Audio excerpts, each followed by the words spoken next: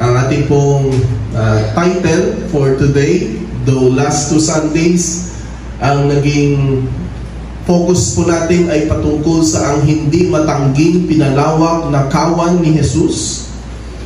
And last Sunday lang, ang hindi matangging ugnayan ng pastol sa kanyang tupa. And for today, ang pag-uusapan po natin ang hindi matanggihan na patotoo na si Jesus ay Diyos. At nariyan po ang ating pong mga sermon points. Una, ang pagbunyag ni Jesus sa kalunos-lunos na estado ng mga hindi kabilang sa kanyang kawan. Ipinaliwanag at ibinunyag ito ng Panginoong Jesus ang kalunos-lunos na estado nila. At ang pangalawa po ay pahayag ng kanyang natatanging karapatan bilang manliligtas. At unang aral po natin dito ay ang pagbunyag ni Jesus sa kalunos-lunos na estado. Makikita po natin dyan sa John chapter 10 verses 24 to 26. Kung may mga Bibles po kayo, tignan po natin dyan anong sinabi sa John chapter 10 verses 24 to 26. Kaya't pinalibutan siya ng mga Hudyo at sinabi sa kanya, hanggang kailan mo kami ilalagay sa alanganin? Sabi ng mga Hudyo, kung ikaw ang Kristo, sabihin mo maliwanag sa amin. Sinagot sila ni Jesus, sinasabi ko na sa inyo at hindi kayo naniniwala. Ang mga gawang ginagawa ko sa pangalan ng aking Ama ay siyang nagpapatotoo sa akin. Subalit hindi kayo naniwala. Bakit? Sapagkat hindi kayo kabilang sa aking mga tupa. Isa sa mga dahilan bakit nanalo po itong si President Trump sa second term niya as President ng United States ay dahil may mga napapalibutan siyang ng mga taong makakatuwang niya na sabihin na natin mas morally upright. Dahil sila yung mga taong ayaw sa mga turo or ideologies ng LGBTQ+. O yung wokeness, yung woke culture sa Amerika. At unfortunately, ito ay nagkaroon ng influences na rin sa iba't ibang malalaking bansa. Kung titignan natin sa obserbasyon natin dito sa mga teksto na ito, makikita natin yung galawang taksil ng mga Hudyo. Sabi dyan sa verse 24a, kaya pinalibutan siya ng mga Hudyo. Ang tanong doon, bakit siya pinalibutan ng mga Hudyo? Pursigido sa kanilang plano na hanapin siya ng kamalian. Talagang gusto nilang i-corner si Jesucristo at hanapan siya ng kamalian base dun sa mga itatanong nila, isasagot ni Jesucristo. Kunwari sila ay seryoso sa kanilang hangarin. Pero malinaw na ito ay isang pagkilos galing sa mga mapandarayang, mapalinlang na relihiyosong tao. Aside from that, makikita natin dyan, sabi pa nga nila, hanggang kailan mo kami ilalagay sa alanganin? Kung ikaw ang Kristo, sabihin mo maliwanag sa amin. Ito yung mapalinlang na pagkukunwari. Malinaw ito, mapalinlang na pagkukunwari. Ang mga nagtanong kay Jesus ay hindi tunay na naghahangad ng katotohanan, kundi naglagay lamang sa kanya sa bitag, umaasang mahuli siya sa kanyang sariling salita. Sa halip na taimtim na maghangad o maghanap ng sagot, ginagamit nila ang kanilang mga tanong bilang paraan para maakusahan si Kristo at ipahamak siya sa harap ng madla. Ito yung mga tanong na akala mo sincero. Ito yung mga tanong na akala mo ay seryoso, na gusto nilang makarinig at matuto ng katotohanan. Ito yung mga tanong na mapanlinlang na pagkukunwari. Sabi nga dyan, sabihin mong maliwanag sa amin. Kunwari, hindi pa maliwanag sa kanila yung mga tinuturo ni Jesucristo. Hindi ba ito ay pag-aakusa din nila kay Jesucristo? Hindi dahil hindi maliwanag ang tinuturo ni Jesucristo sa kanila, kundi talagang ayaw nilang sumunod. Ayaw nilang maniwala.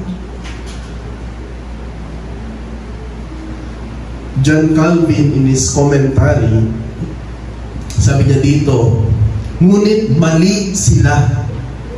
Mali sila sa pag-aakusa kay Kristo na para bang hindi niya kailanman pinagtibay ang kanilang pananampalataya. Sapagkat kasalanan nila mismo na wala silang ganap at perpektong pagkakilala sa Kanya. Ganito ang laging kalagayan ng mga hindi sumasampalataya. Mas pinipili nilang manatili sa pag-aalinlangan kaysa magtayo ng pundasyon sa katiyakan ng salita ng Diyos.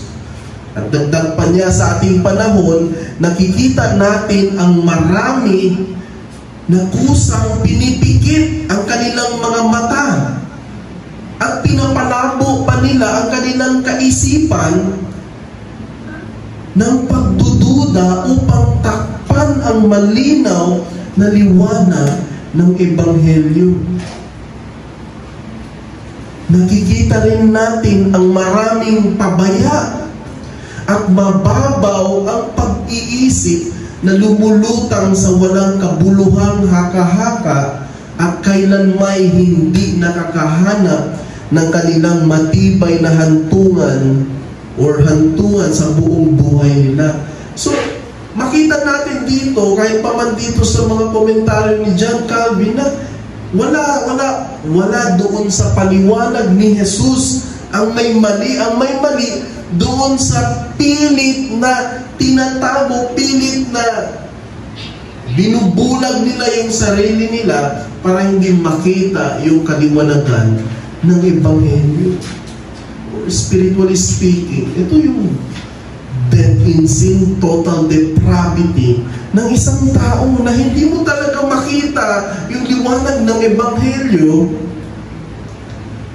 Kung hindi mismo si Jesucristo, hindi mismo ang Espiritu ng Diyos ang magtanggal kung ano man yung nagsisilbing nabubulag ang tao sa kaliwanagan ng Ebanghelyo. Kaya laging naghahanap, ngunit hindi kailanman nakasandig sa katotohanan. Sila'y naililigaw. Sila daw ay naliligaw sa walang kabuluhang haka-haka at hindi matatagpuan ang isang tiyak at permanenteng tahanan ng kanilang pananampalataya. Ito yung mga taong sunod ng sunod kay Jesucristo, hindi para maging disipulo ni Jesucristo, kundi patuloy na maging katunggali ni Jesucristo para labanan si Jesucristo at ipahiya si Jesucristo. Ganun din sa buhay natin. Tayo ay sumusunod sa mga turo ni Jesucristo hindi dahil gusto natin maging kalaban, hindi dahil gusto natin ipakita sa pamumuhay natin na malayo-malayo doon sa mga tinuturo ni Jesucristo. Ang punto natin dito, kapag tayo ay tunay na sumusunod kay Jesucristo, ipakita natin yung liwanag ng Ebanghelyo sa atin. Hindi yung madilim na kasalanan pa rin sa atin. Ang point natin, ang liwanag ng Ebanghelyo ay para sa lahat. Subalit, madilim naman para sa mga tumatanggi kay Jesus. Maliwanag ang Ebanghelyo po para sa lahat. Maliwanag ito. Subalit madilim para sa mga tumatanggi kay Jesucristo. Maliwanag ito sa mga tunay na regenerated. Maliwanag ito sa mga tunay na naka-experience ng born-again transformation ng Espiritu ng Diyos. Sa sobrang liwanag ay nagawa nilang sumampalataya at nakita nila ang kanilang sarili na nasa lusak sila ng kasalanan. Subalit nananatiling bulag naman ang mga taong hindi kinalugdan ng Diyos. Dito tayo papasok sa kalunos-lunos na kalalagayan ng mga taong kinamuhian ng Diyos. Ito yung kalunos-lunos na kanilang estado, sabi dyan sa verses 25 to 26. Tingnan niyo po dyan, sabi dyan, sinagot sila ni Jesus. Sinasabi ko na sa inyo at hindi kayo naniwala. Paulit-ulit na lang. Bakit ganun? Paulit-ulit. Ano to, silang plaka? Sinabi ko na sa inyo pero hindi kayo naniniwala. Ang mga gawang ginagawa ko sa pangalan ng aking Ama ay siyang nagpapatutuo sa akin. Subalit hindi kayo naniniwala, sabi niya sa verse 26, sapagkat hindi kayo kabilang sa aking mga tupa. Ito yung maliwanag na larawan ng isang tao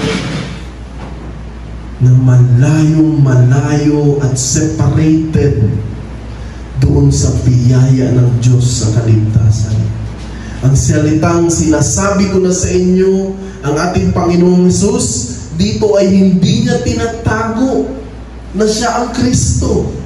Ngunit hindi niya sila tinuturuan na parang handa silang matuto. Sa halip, pinupunan niya sila dahil sa kanilang matigas na puso at masamang layunin. Sumusunod itong mga Hudyo ito, mga reliyosong Hudyo na ito, hindi para humingi ng tulong sa Diyos na palambutin mo, Panginoon, ang aming pumatitigas na puso. Sapagkat meron kaming tama na layunin. Hindi. Ang kanilang pagsunod ay dahil matitigas pa rin ang kanilang puso at may masama silang layunin kay Jesucristo. Kahit na naturuan na sila sa pamamagitan ng mga salita at gawa ng Diyos, wala pa rin silang pag-uunlad. Walang pag-uunlad. Kaya ang hindi nila pagkilala sa Kanya ay dahil sa kanilang sariling pagkakamali. Hindi yun pagkakamali sa paliwanag ni Jesucristo. Walang mali doon sa side ni Jesucristo, kundi ang may mali ay nandoon sa kanilang pagkatao. Para bang sinasabi niya, madali namang maunawaan ang aking aral. Ngunit kayo ang may kasalanan, kayo ang may problema. Dahil sinasadya ninyong labanan ang Diyos. Sinasadya kasi nila na hindi sila makinig. Sinasadya nila na lumaban doon sa kung ano yung ipinapahayag na katotohanan ng Panginoong Jesucristo. Kaya tahasang ipinapahayag ni Jesus na ipinakita na niya ang katotohanan sa pamamagitan ng kanyang mga salita at mga himala. Hindi pa ba sapat yun? Na siya si Mesiyas. Ang mga himala ay patunay na siya ay tunay na Mesiyas, na Messiah. Subalit, marami pa rin ang hindi naniniwala sa Kanya. Hindi ito dahil sa kakulangan, no? Hindi dahil sa kakulangan ng ebidensya, kundi dahil sa katigasan ng kanilang puso at kawalan ng espiritual na kaugnayan sa Kanya. Kung ebidensya ng pag-uusapan. Enough yung ebidensya. Subalit, dahil sa katigasan ng kanilang puso at kawalan ng espiritual na kaugnayan, yun ang nagsisilbing hadlang. Kaya ginamit niya ang metapora ng isang pastol at kanyang mga tupa dito sa konteksto na ito. Bakit? Upang ipakita na ang mga tunay na sumasampalataya sa Kanya ay ang mga kabilang sa Kanyang kawan. Ang mga tupa ni Jesus ay yung mga taong may pusong bukas sa Diyos. May pusong bukas sa Diyos. Sila yung nakikinig sa Kanyang tinig at sumusunod sa Kanya. Ito yung reciprocal response. Ito dapat ang tugon ng isang tunay na nakikipag-ugnayan sa Diyos na niligtas sa biyaya ng Diyos. Ito dapat yung tugon, ito dapat yung malinaw na nakikita sa taong ito. Nagbukas siya sa Diyos. Nakikinig siya sa Kanyang tinig. Samantala ang mga hindi naniniwala ay hindi bahagi ng Kanyang kawan. Kaya hindi nila kayang tanggapin ang Kanyang katotohanan. Sa madaling sabi, ang punto natin dito, hindi hadlang ang kakulangan ng ebidensya para maniwala, kundi ang katigasan ng puso ng tao sa pagtanggap sa katotohanan ng Diyos. Mahirap kausapin ang taong matigas ang puso. Ang hirap. Nasubukan nyo na bang makipag-usap sa makitid ang utak? Hindi lang makitid ang utak. Yung makitid na utak, yan ay resulta lamang ng pagkakaroon ng matigas na puso. Kapag makitid ang utak ng kausap mo, it only shows na matigas pa rin yung puso niyan. Kahit anong pagtuturo mo dyan, matigas pa rin. Ano sabi sa verse 26? Dahil hindi kayo kabilang sa aking mga tupa. Mga kapatid, ito yung mga salita ng Diyos na ayaw natin sana mabanggit sa atin. Gusto natin na kahit ngayon pa lang ay gusto natin may pag-asa tayo, may assurance tayo.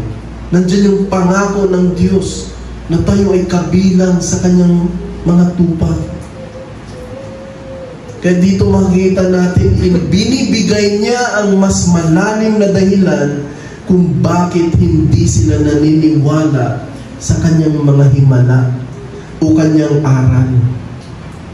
Bakit ibang mga tao, convinced sila, naniniwala sila na si Jesucristo ang Mesiyas sa pamamagitan ng mga himala, sa tulong ng Espiritu Santo. Bakit hindi nila lubos na maniwala? Hindi na lubos matanggap ang mga pag-aangkin ni Jesucristo sa kabila ng Kanyang mga salita, sa kabila ng mga himala? Bakit? Ito ay sapagkat sila ay itinakwil ng Diyos. Sa English pa, sila yung mga tinatawag na reprobate. They are the reprobate sinners na hinayaan ng Diyos sa kanilang kasalanan. Ito ang kalunos-lunos na paglalarawan ni Jesus sa mga relihiyosong Hudyo na ito. Ano yung reprobation? Ang reprobation ay isang mahalagang doktrina sa atin. Sa Reformed Theology na nagpapaliwanag kung bakit may mga tao na hindi hinirang sa kaligtasan. At sa halip ay iniiwan sa kanilang kasalanan, na sa huli ay haharap sila sa makatarungang paghuhukom ng Diyos. Ito ang turo ni Kristo tungkol sa mga taong hindi nabibilang sa kanyang kawan, hindi nabibilang sa kanyang mga tupa. Si Jesus ay hayagang naghati, ipinakita niya kung paano nagkaroon ng dalawang grupo ang tao. Habang kausap niya ang mga taong ito sa John 10,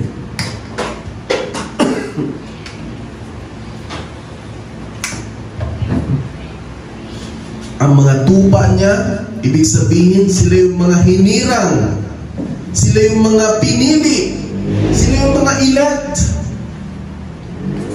At ang pangalawa naman, ang hindi kabilang sa kanyang tupa, kung may hinirang, kung may elect, sila naman yung mga reprobate.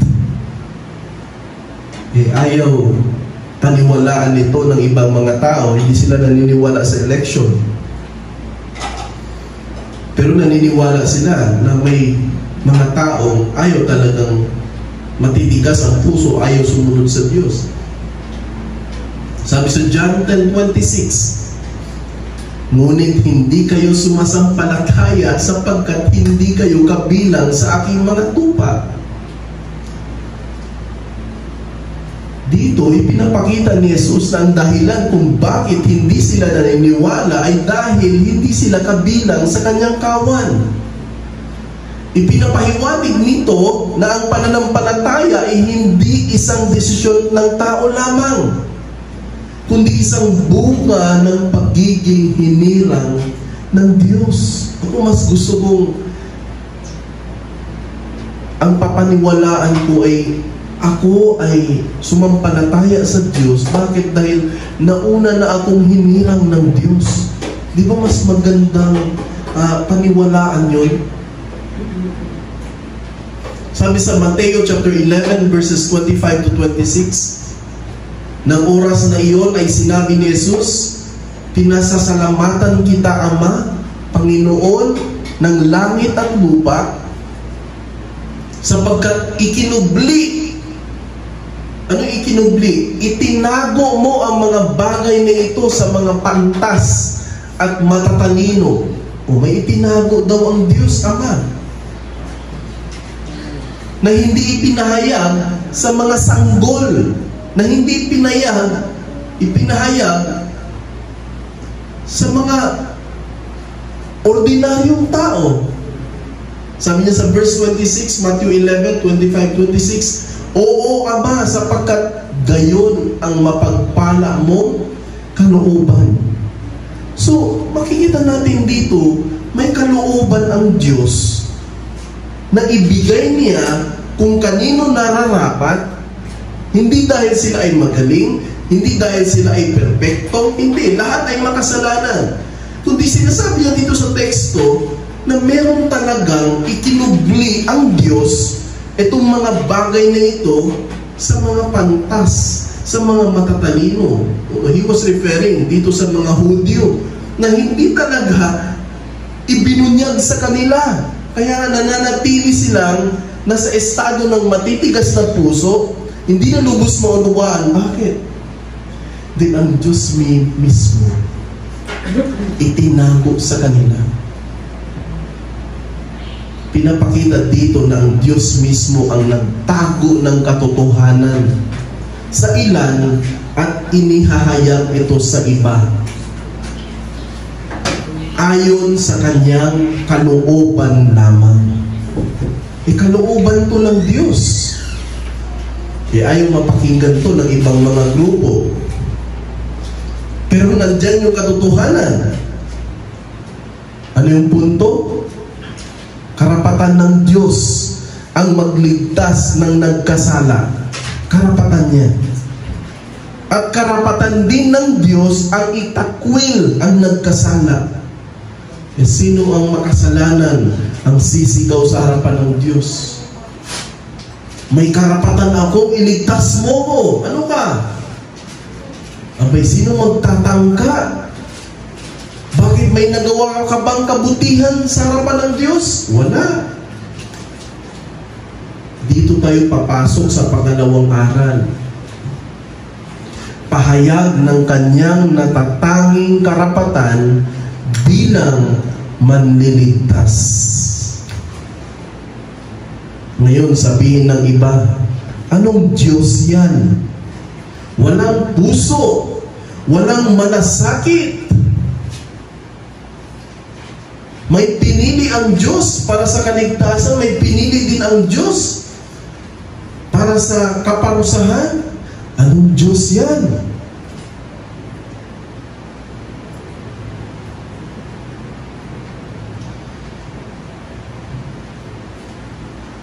Meron pong isang bagong nagre-reforma o merong isang reformed na Kristiyano. Sa kapitbahay niya ay hindi reform. At para sa kanya, hindi niya lubos maintindihan kung yung pinaparinggan ba ng sermon na ito doon sa reform or doon sa kanila mismo na dapat sila ay makinig kung tunay talagang salita ng Diyos, sila ay makinabang doon sa salita ng pastor at mabago yung buhay nila kung tunay talagang salita ng Diyos yung binabahagi or pinaparinig lang yung sermon doon sa YouTube. Sermon ng Bible Baptist Pastor. Pinaparinig niya lang siguro doon sa kapitbahay niya. And what strikes him most is yung pahayag ng pastor ng Bible Baptist. Sabi niya, hindi tayo naniniwala sa election, hindi tayo naniniwala sa Presbyterian, hindi tayo naniniwala sa turo ng Calvinism. Yung nagtuturong may pinili na daw ang Diyos. Ang problema daw dun ay kung may pinili na ang Diyos, hindi na daw tayo dapat magbahagi pa ng ebanghelyo sa mga tao dahil meron naman daw pinili na ang Diyos. At ito yung argumento nila, useless na. Useless na magbahagi pa tayo dahil may nauna naman ng pinili ang Diyos.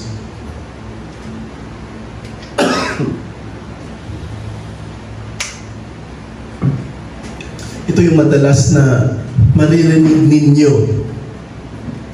na napakababaw at elementary na argumento galing sa mga oposisyon. Ang kanilang turo kasi ganito, wala sa Diyos ang otoridad, wala sa Diyos ang kapangyarihan na pumili para sa isang taong makasalanan para siya ay maligtas. Nasa tao ang pinal na otoridad at kapangyarihan. Pero ito yung nakakalungkot at medyo nakakatawa. Panay naman silang nagpapapray na sana daw itawag yung kanilang kamag-anak na hindi paligtas sa kaligtasan. Yan ang laging prayer request nila. Eh kung hindi tayo naniniwala na nasa Diyos, nasa kalooban niya, na siya ang tumatawag ng makasalanan na tao para sa kanyang biyaya sa kaligtasan, eh, bakit ka panay prayer request? Pastor, pag-pray mo nga yung kamag-anak ko. Bakit? Para siya ay tawagin ng Diyos sa kaligtasan. Teka muna, di ba? Ang kaligtasan ay nasa kamay ng tao. Eh, bakit magpapapray ka? Eh, di ba inconsistent ka na doon? Inconsistent ka na. Kung naniniwala ka na it's really up to the free will of man para siya ay maligtas, eh, bakit ka ngayon magpapapray? Bakit ka iiyak sa Diyos? Panginoon, tulungan mo nga itong kapitbahay ko, tulungan mo nga itong kamag-anak ko, tulungan mo nga siya, Panginoon, nawa ay masumpungan din siya ng biyaya.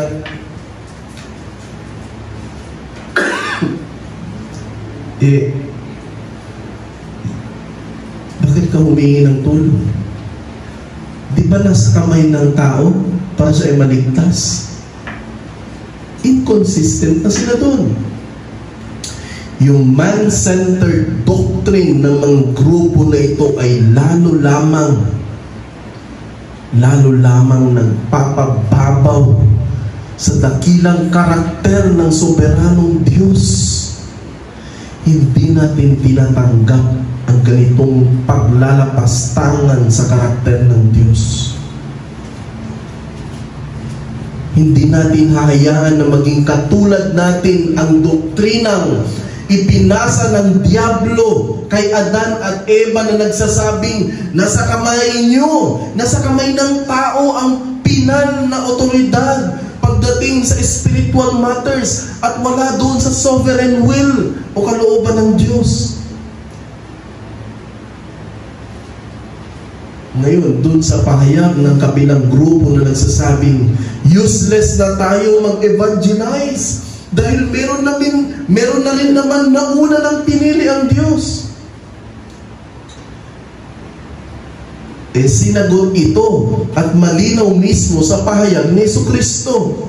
Sabi sa John 6:37, John 6:37, sabi dyan, ang lahat ng ibinibigay sa akin ng Ama ay lalapit sa akin. At ang lumalapit sa akin ay hindi ko itataboy kailanman. So bakit tayo mag-evangelize?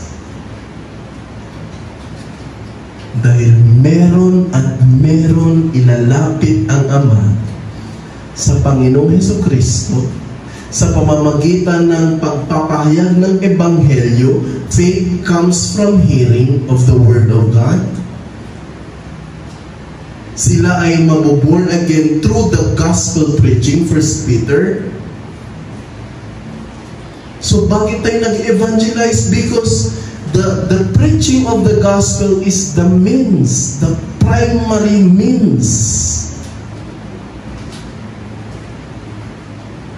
Ang kaligtasan ay hindi nakasalalay sa desisyon ng tao, kundi sa pagbibigay ng Ama sa kanyang anak. Ang bida dito, kapatid, ang bida sa redemptive plan of God is not you. It's not me. Ang bida dito sa redemptive plan of God is the Lord Jesus Christ. Siya ang bida dito. Itong mga nagsasabing di naniniwala sa election, sa sarili kasi nila, sila yung bida. Kaya napaka-man-centered. Nakasentro sa kanila lagi, free will of man. Para bang tuwang-tuwa ang Diyos kapag nagligtas siya ng tao, kapag sumampalataya ang tao sa Kanya, para bang ahay. Kapag walang sumasampalataya sa Panginoong si Kristo, para bang nalulungkot ang Diyos.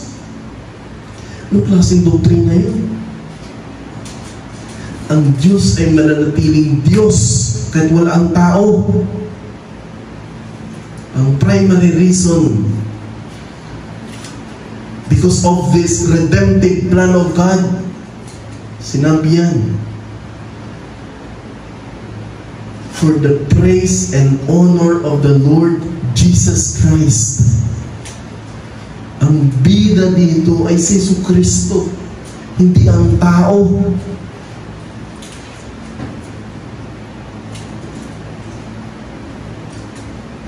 Ang mga tunay na hinirang ng Diyos ay tiyak na lalapit kay Jesucristo at hindi sila kailanman itatakwil.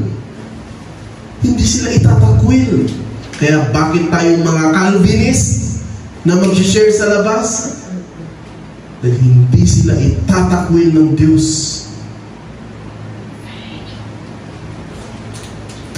John 6:44, Walang makakalapit sa akin malibang ang Ama na nagsugo sa akin ang magdala sa Kanya.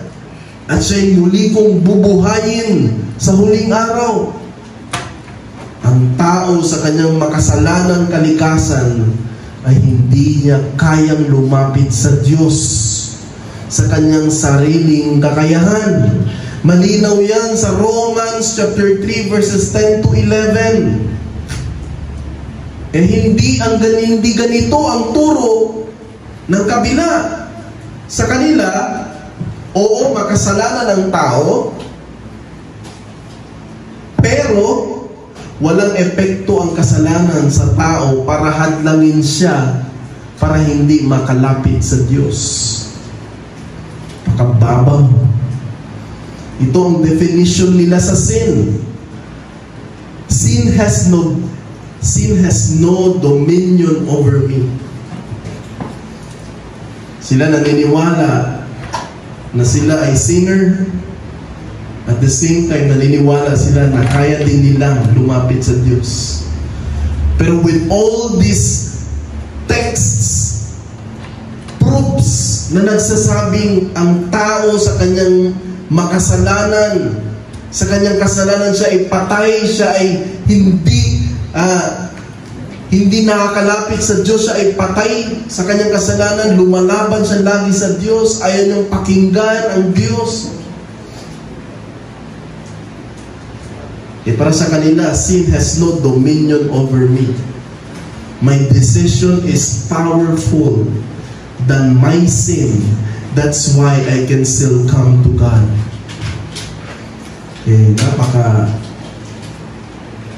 Napaka-appealing yung ganitong mga turo kahit sino na lang.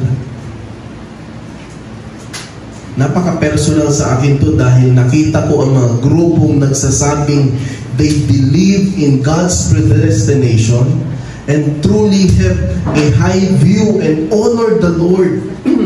They honor the Lord in their lives. While yung ibang grupo na panay yung pambabatikos sa doktrina ng biyaya o sa election, na si Prince of Preachers mismo, na si Charles Spurgeon mismo ang nagsasabing biblical ang turo na ito. Sila naman itong hindi mo nakikitaan ng kabanalan sa buhay. So yung panay ng pambabatikos dito sa sovereignty ng Panginoon, sa election, sila nagsasabing hindi sila naniniwala sa election, sa predestination, sa sovereignty ng Panginoon. Sila naman itong ang buhay nila ay hindi mo nakikitaan ng kabanalan. Sabi sa 1 Corinthians chapter 13 verse 2, ang kaalaman na walang pag-ibig ay walang halaga. Ang kaalaman daw na walang pag-ibig ay walang halaga. Yung sinasabi mong may alam ka, tingnan mo yung ugali mo. Anihin ko yung kaalaman mo kung nakita mo yung ugali mo. Sabi sa Titus 1:16, ang pagpapahayag ng pananampalataya ng walang pagsunod ay pagsisinungaling. Tandaan nyo yan. Titus 1:16. Ang pagpapahayag ng pananampalataya, sinasabi mong Kristiyano ka, ng walang pagsunod ay pagsisinungaling. Ang tawag sa iyo ay sinungaling ka. Ang tamang doktrina ay mahalaga. Ngunit kung walang pagbabago sa buhay, ito ay walang kabuluhan. Ito ay kasinungalingan. Maraming tao ang maaaring may malalim na pagkaunawa sa Biblia, ngunit hindi naman nabubuhay ayon dito. Sila ay tulad ng mga eskriba at pariseyo na alam lang ang batas, ngunit hindi isinasabuhay ito. Mateo 23 verses 27 to 28. Sabi sa Lucas chapter 6 verse 46, bakit ninyo ako tinatawag na Panginoon, Panginoon, ngunit hindi ninyo ginagawa ang aking sinasabi? Di ba? Ito yung mga tao, malalakas yung boses sa pulpito, sa social media, panay yung tira. Pero ito naman yung mga taong nakikita mo sa kanilang pamumuhay, hindi mo nakikitaan ng kabanalan, lumalakad sa katwiran. Tawag sa kanila mga ipokrito, mga pariseyo. Lalakas ng loob na ipakita sa iyo, iparinig sa iyo na kayo ay mali, kami ang nasa tama. Pero tinignan mo yung buhay nila, hindi naman tumatama. May tama yung utak.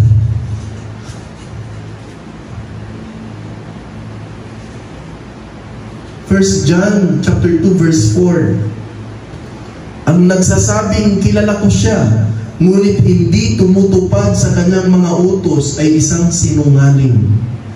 First John chapter 2 verse 4, ang tawag sa mga taong to, sinungaling. At ang katotohanan daw ay wala sa kanya. Kapatid, hindi sapat ang pag-aangkin ng pananampalataya kung walang pagsunod sa utos ng Diyos. Pwede mong ipakita sa ibang tao na naka-slacks ka, na naka-Amerikana ka, naka-necktie ka, ipakita mo sa kapwa-tao na ikaw ay relihiyoso, naka-polo shirt ka pa, naka-leather shoes ka pa.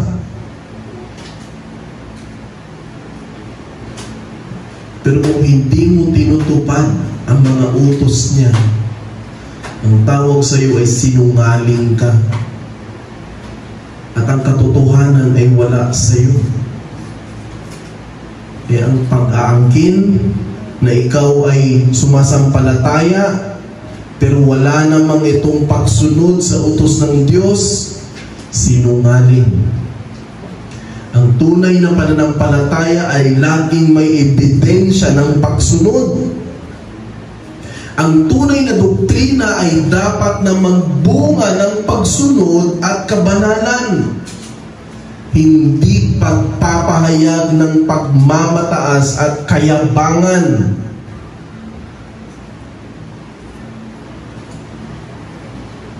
Yung ipapakita mo sa ibang tao na ikaw ay tama at sila ay mali, magdahan-dahan ka.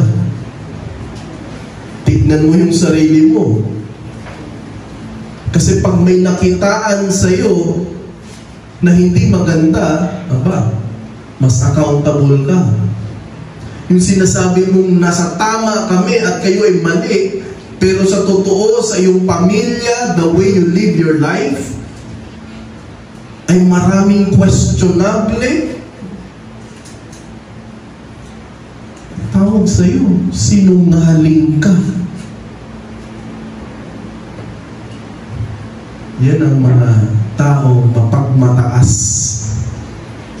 Hindi lang sa pera, kahit sa reliyon, sa spiritual, mapagmataas at mayabang. Kung tinanong mo, alam mo ba ito? Hindi. O explain mo nga, basta. Hindi mo nga ma-explain. Ang punto natin dito, ang paglapit kay Kristo ay bunga ng pagtawag ng Diyos. Ito ay isang biyaya at hindi isang desisyon ng tao lamang. Hindi ko pwedeng sabihin na desisyon ko talaga, bakit naligtas ako? Parang napakayabang ko naman. Maiimpyerno ba ang isang tao kapag sinabi niyang pinili kasi ako ng Diyos kaya ako ay sumampalataya sa Diyos nung narinig ko yung Ebanghelyo. May impyerno ba yung taong yun sa kanyang ganong klaseng doktrina? O sa ganitong turo, o sa ganitong pananaw? Naligtas ako dahil pinili ko ang Diyos. Dahil kung hindi ko pinili ang Diyos, wala. Malulungkot ang Diyos. Hindi ba mas nakakapagbigay ng honor, nakakapagbigay ng praises and adoration doon sa Diyos kapag sinabi mo ang Diyos lamang sa kalooban niya? Bakit ako ay naligtas? Hindi dahil sa aking karunungan, hindi dahil sa aking desisyon lamang,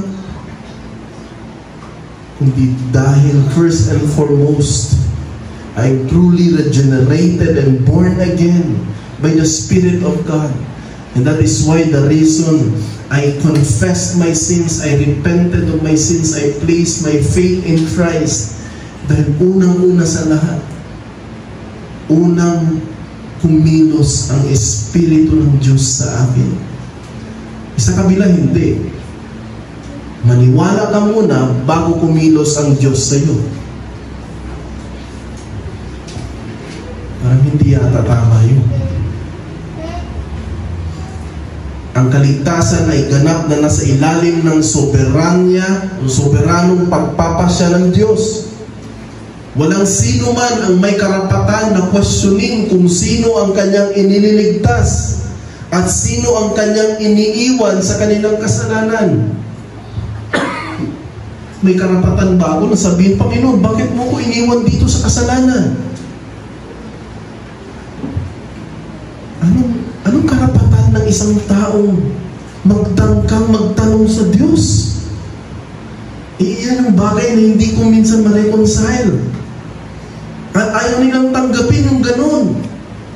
Na sa kanila ang Diyos ay, kumbaga, obligado ang Diyos na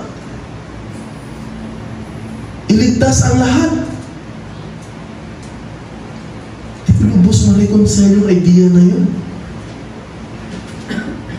Sabi sa Romans chapter 9 verses 14 to 16, pinapakita dito na ang Diyos ay may karapatan sa kanyang pagpapasya. Hindi ba pwedeng ibigay mo sa Diyos ang karapatan niya sa pagpapasya? Bakit sino ba talagang may karapatan dito? Ang tao, ang Diyos. Sa ano sabi sa Romans chapter 9 verses 14 to 16? Ano ang ating sasabihin? May kawalan ba ng katarungan sa Diyos? Huwag na huwag mangyari. Sapagkat sinabi niya kay Moises, ako ay maawa sa aking kinaawaan at ako'y mahabag sa aking kinahabagan. Kaya nga hindi ito sa pamamagitan ng kagustuhan o pagsisikap ng tao, kundi ng Diyos na naaawa. Ano pa sabi sa Romans 9:20-21? Ngunit o tao, sino ka upang sumagot laban sa Diyos? Sasabihin ba ng bagay na hinuhubog o hinubog naghubog sa Kanya, bakit mo ako ginawang ganito?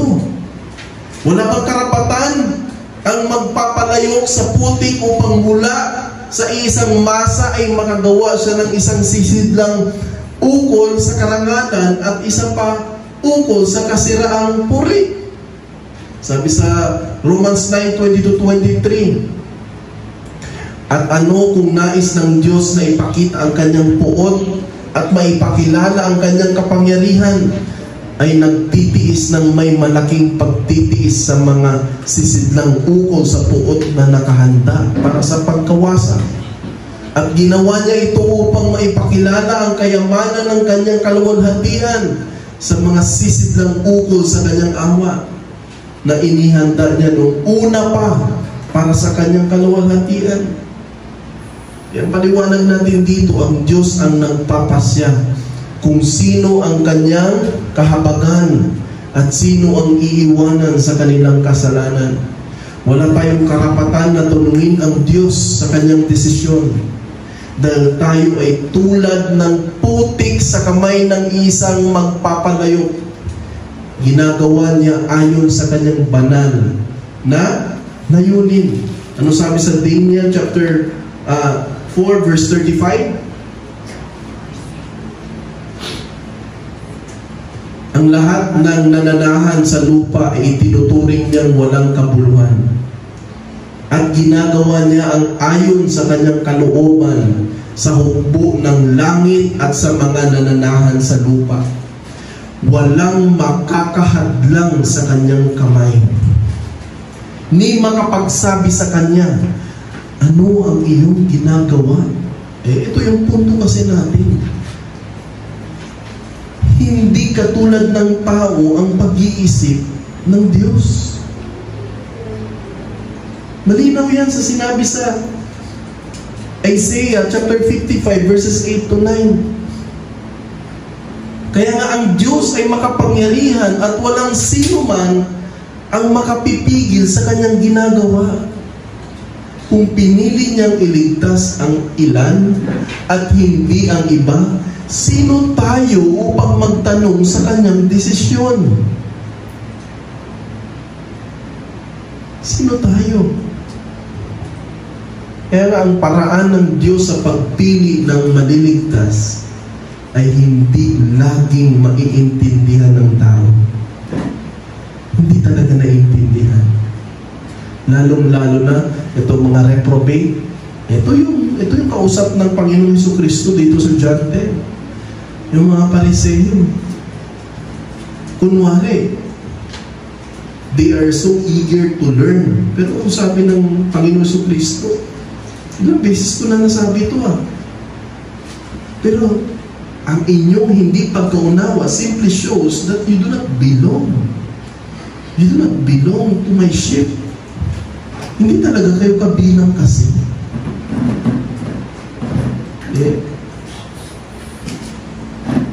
Ang paraan ng Diyos sa pagpili na maliligtas ay hindi laging maintindihan ng tao dahil ang ating pag-unawa ay limitado. Bilang Diyos, may karapatan siya na pumili ng maliligtas ayon sa kanyang banal na layunin. Ano yung hamon at punto dito? Dito tayo magtatapos. Ang mga hinirang ng Diyos ay tiyak na lalapit ni Kristo. Bakit tayo nag-evangelize? Dahil may hinirang ang Diyos. At tiyak na lalapit sila kay Jesucristo. Bakit tayo magpe-preach? Dahil may hinirang ang Diyos at tiyak na lalapit sila kay Jesucristo. Bakit tayo mag-share ng gospel? Dahil may hinirang ang Diyos at tiyak na lalapit sila kay Jesucristo.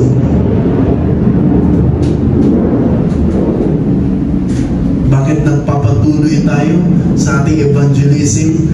Dahil may hinirang ang Diyos at tiyak na lalapit sila kay Jesucristo. Sapagkat sila ay ibinigay ng Ama sa Kanya.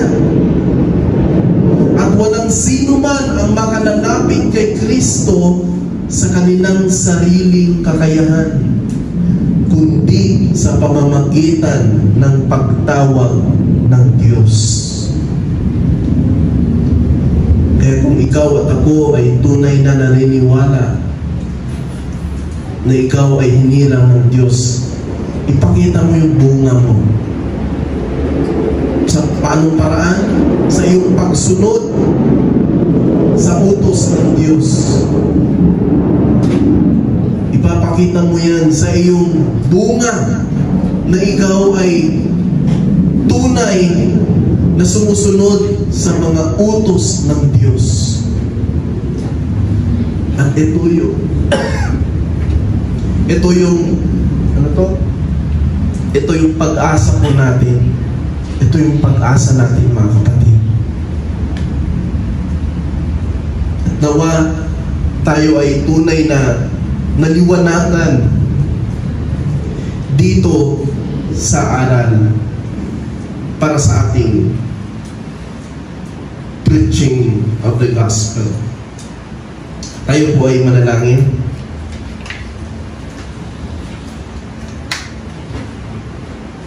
Panginoong Diyos, maraming salamat dahil napakabuti niyo sa amin.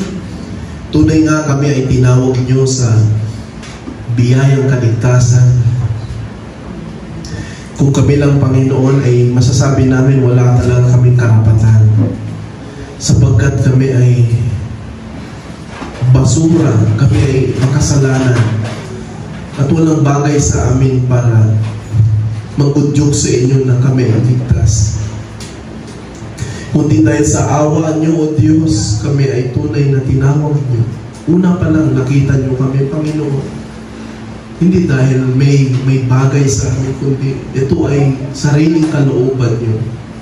Kay Panginoon, patuloy niyo kaming tulungan na magkaroon ng matuwid at tama, biblikal na pananaw at doktrina.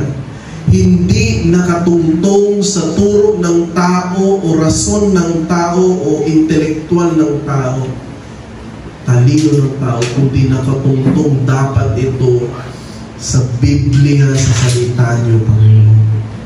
Salamat, O Diyos, at patuloy niyo kaming tulungan.